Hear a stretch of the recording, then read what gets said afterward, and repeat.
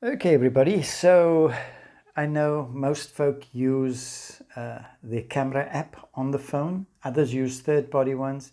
I've tried just about everything, and there's ones that are really great, others that are not as great. But the winner for me, and this one here that I'm showing you here, ProShot. I had it before, earlier versions, kind of was nice, but there were other apps that had a lot of better features and whatever. I got to a point now that I wanted to choose a phone app, not my built-in phone app. This is a Samsung S10. So I didn't want to use the built-in one, which is kind of perfect for most of the stuff I use, but I wanted to get to my third-party app that I was going to constantly use. Now I was using Filmic for video, but it doesn't have photo stills, etc. So going through the myriad of stuff, I landed up on ProShot 8. This one is a latest release, really brilliant, and the brilliance is because of the ergonomics, the fact that it works like a DSLR, but your fingers on the screen sliding, the buttons are all just so beautifully placed, and of course the quality is there. So I'm going to go through the different features, and maybe this inspires you to get using ProShot. But I'd suggest, get one camera app that you're going to use and master that, but make sure you've got a good one. So for those who may be looking at ProShot 8, here's a look at it. So I'm going to open it up. I've installed it. I've removed the cache so I can show you how it exactly starts up. He already gives me a good feeling. I don't kind of want to use the camera and then it asks permission, and then use the mic and ask permission. It's asking all these permissions right up front. So I tap on camera, allow, microphone, allow, photos, allow, and location. I'll say yes for now. That's it. Really, really nice UI. So let's get into the next space. Okay, so the video tutorial at the moment seems to be still the older versions, but they pretty much cover most of the things. User manual is for this ProShot 8. But I'm not going to go there now, and I'm going to click on done, and there we go. There's the camera. That's the interface. Now I'm going to spend most of my time in landscape, but just to show you, this is what the interface looks like in a portrait mode. And if you're wondering what these two things are here, that is a nebulizer. I don't have chest problems, but I use this to humidify the air when I'm working around the computer. So it's a little nebulizer, and I've got hydrogen peroxide 1:4 with distilled water. So it's 4 parts distilled water, 1 part hydrogen peroxide, 3% food grade. Okay, that's important, 3% food grade. It's not a higher percentage. And then I put that in here, and when you press, can you see that coming out there? It's a lovely light mist that comes out there. Okay, let me just switch that off. Okay, but this is going to be the scenery we are working in now. It's in the evening, so my lamp is here behind me, and I'm doing it specifically with kind of low light setup so you can see it's working. Okay, so we're going to turn it now into landscape mode. Okay, starting first with the top left area, there's a cog here. If you tap that, it's opening a window with a few presets. Now, these are about the only settings that you kind of manually have to go into a menu and fiddle around and then pop out of. The others are all on your fingertips, and that's what's so exciting, and that's what attracts me to it. But I'm going to just breeze through it. There's the megapixel. If you tap in each of these boxes, if you tap, you're going to see a change to different settings optimized there. Okay, I leave mine on 12 megs. JPEG quality, I just tap it, get it to 100. Grid would give you an overlay grid of rule of thirds, etc. Level creates a level, and if you tap on it, level 1, level 2, it's got 2 different types of levels. You can experiment with that. Here's a histogram. If I tap on the histogram, you'll see it appear at the bottom. Tap again, you'll see a second type of histogram appear there. There we go. So, you can fiddle with that. Noise reduction, I leave it on HQ, it's the default. Have the location on, and then image stabilization on if your phone has it or has the ability to utilize that. Then the one at the bottom here is for brighter screen. If I do that, you can see the screen below that's sticking out brightens, but I particularly don't like doing that because you get a false sense of the exposure, and I want to get as close as I can. The next one is whether the shutter makes a sound. If you tap it, it could change into vibrate, or you could switch it off. And that's a little notification bell. You can go on and off with that by choice, or make it vibrate. You switch that off. The next one is just the folder where the files go to. You can redirect that. Below it, it says hacks, and those become available according to whichever features you choose. You can experiment with that, but really nicely put out. This can shoot RAW and it shoots JPEG, or a combination of both. Bottom, the theme here, you see it's got bottom right, the white there. I'm going to choose an orange. This kind of gives you the feeling of the old school SLR. Okay, but that's this menu. We go back here. Then just towards the right of it there, it says JPEG. Again, if I tap on that, you're going to see it gives the option just to do RAW on its own, or if I tap there, I could do RAW and JPEG. I'm going to go back to JPEG. So you have the ability to flip between those. That's your phone, dependent on your phone, okay? AE is for auto exposure. Now that works when your camera is on automatic mode.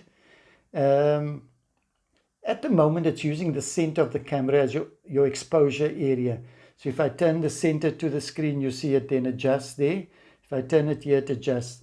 But if I want to use the auto exposure in a different area as I'm compositing the visual, I can tap on AE. You see it pulls up there, and then I can slide that to the top area. You see it reads differently in the areas, but it's based on where the auto exposure little box is. And to make it disappear, I can tap in the box or tap on the orange AI on the left. I'm going to tap on the box, and it goes, and it's back to the auto exposure just by the center weighted area. Next area is the dimension. This is 4:3. If I tap that, we have those other options. I usually shoot on 16:19. But an interesting thing is, if I tap here on the C, if you long press on the C, it's going to pop open a window. And if I just say done here, it's giving me a aspect ratio. If I tap there by the 2, I can change that. Maybe let's go and just erase that, maybe change it to 6. So it's 3:6. Can you see there the visual now? It's 3:6 proportion, etc. So you can create incredible custom little custom aspect ratios. But I'm going to click back on there and just go back to 16:9. Okay, then the flash, without saying, when you tap through the flash, it goes to the flash, automatic flash, or light sensitive flash. But the thing that I love about this is, and I haven't seen others, is if you long press on the flash, it switches the torch on, which is really cool. If I'm like this here, I'm going to long press on the flash, and there we have the torch coming on.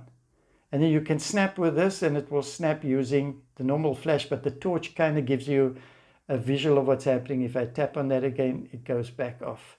Okay, under the bottom area there, you see there's the photos that have been taken. Now I have other photos on my phone, but if I have to take a photo now, which on the right hand side, this white dot, if I take a snap here, you see it appears here on the bottom left. To get to it, I can tap on that area, but it's easier again, once again, with a quick dynamics, you swipe on the screen towards the right, and that's the photo. All the specs on top there, the size, the dimensions, the aperture, shot at, etc. And then I swipe back, and I bring it back to where the camera is. Okay, I know it's kind of quite dim there, but I think it helps me nicely in highlighting the button areas. So that's to deal with the area on the left. On the right, we're going to start off towards the left of the right side. So these numbers going down the side. So you can picture yourself holding this in your hand. And if you touch with your thumb on top, you'll see it pops out the one right on top that says AF, that's for autofocus. Okay, and if I tap on manual focus, you'll see it will come there, but it's a bit blurred. Okay, if I go back to autofocus, it will autofocus there. Here's the cool thing. If I start to move the slider, that you see here between the macro at the bottom by the word auto and the infinite by the MF on top, which is manual focus. If I slide this, it's midway now, but if I start sliding it, it shifts to manual focus because it understands that I want to use the manual focus. But check this out. If I was wanting to focus onto this area here and it's kind of far away, I could, you see this little arrow driving towards the middle. All I do, if I slide it while holding it down here, I slide it towards the middle, it's going to do a 3 times zoom to get me closer, so it helps me to focus. It's a focus assist. So let me show you. If I slide, you see there ×3, and then I can focus, get it nicely into focus, and then just let go. If I let go, there I have it nicely in focus, and I can take my snap. Really, really cool feature. I love that about it. It's all intuitive. Yet again, these guys have taken the SLR, sort of all the features there, and made it work on a mobile device where it's touchscreen, all on your fingertips. No multiple menus and digging down stuff. Going to tap auto there. The next one now, to show you my finger, if my thumb is on the focus area, all I do is slide it down. It will go to the next one, ISO, shutter, ISO, white balance, and down here to where the aperture size is. If I slide it back up, see, it's just a finger sliding down.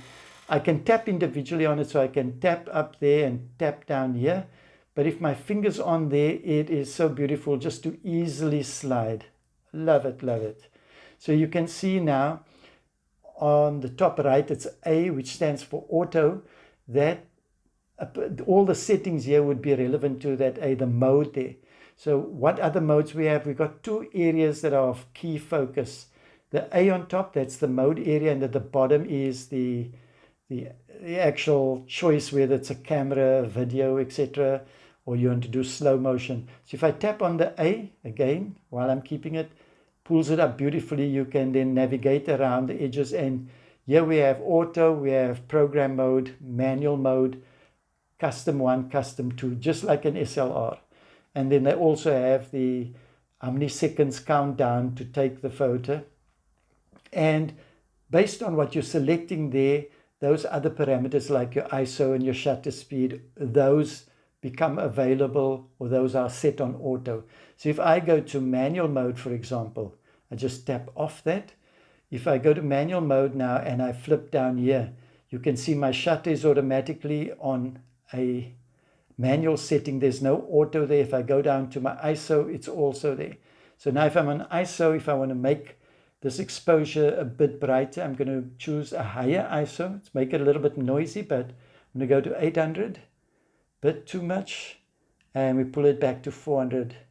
Okay, and the shutter, I'm going to put it on 800 and then go to my shutter and maybe make my shutter a bit faster to compensate for that over brightness. So 1/60th will be nicely that it can be handheld and you don't get much shake in it. So this is how you do your manual setup. And then of course, if I tap onto white balance, I can go through the different settings of white. Or if I do manual, there's a little slider. I can set my warmth with it, but I'll leave that on auto. And yes, the other cool thing is at the bottom here, if you tap there, this is your aperture. Now your camera, it's going to depend on what your phone is able to do. Mine's got a 2 settings, a sort of wide angle and a more sort of f1.5 stop, and f2.2. Now you'll notice at the bottom they've got 14mm. Anybody who knows camera stuff, 14mm is a wide angle, and the 1.5 aperture, 26mm is more kind of zoomed in lens. So if we're there now, if I go on to f2.2, it's going to be a wider angle, but you're going to find out it's going a bit darker. Reason is the aperture is going to be slightly closed. With 1.5, the aperture is open. As it moves from a big number to a smaller number, the aperture gets wider open. That's photography stuff. So in the case with f2.2, the aperture is closing a little bit for this wide angle, so it should go a bit darker. There we go. Yeah, that makes sense. So if I flip back again, it will pick up a little bit brightness. Okay, so that's got to do with the wideness opening of the aperture. If I have to use a wide angle, I probably have to do adjustments on shutter or ISO to compensate for that. Okay, so those are the settings that go with manual and program, same thing, and you could program your custom areas. So if I go program mode, you'd see here by the ISO 800, it has a dot on there, which means in that case, it's set on there, whereas the shutter most likely would be on auto. Okay, so that's for program mode. So the shutter will be chosen by the app, and the ISO would be a fixed ISO in this case here. Another thing that I think is so cool is if you look at the top in the right corner here, there's an orange dot. So if I move my hand in front of it, you're going to see, let's see what happens. I wanted to make more of a demonstration with that orange dot. Yeah, there we go. Can you see it? It disappears and comes back. That shows up when the thing is focused. The autofocus is engaged. But if it goes out of focus, you notice the orange dot goes away for a short while. So if that happens, you see it goes and then it refocuses it. So it's a nice little indicator. But here's the other thing. If you are using this and you want to shoot the exposure up, so let's put it on manual. So it's fixed on the manual, but you want to be able to change the exposure. You're going to have to set either the ISO or the shutter speed. You've got to adjust that to get your exposure right. But if it's set on automatic, then you have an exposure slider here. Next to the trigger button here, the shutter button, there's this white line. It's going halfway, but if I drag it, you'll see in the top left corner next to JPEG, you see it's going +8, +9, +1 point. That's a stop. I'm exposing it, what we see on most cameras as EV. So I'm pushing the exposure over above what the accepted exposure is. So if the accepted exposure is here on 00, I'm saying let me increase to about 1 stop over to make it a bit brighter. For those with photography terms, you'll understand that. If it was too bright, you could pull it down, but it's all on the finger slide over here. Really, really cool. Okay, so that is fantastic.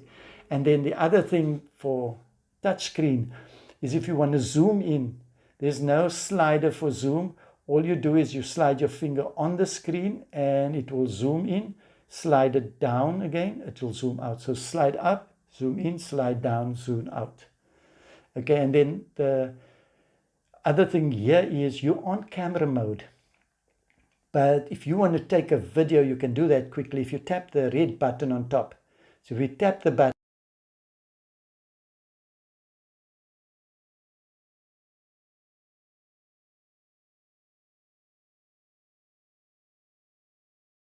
switch it off, it switches back to camera mode.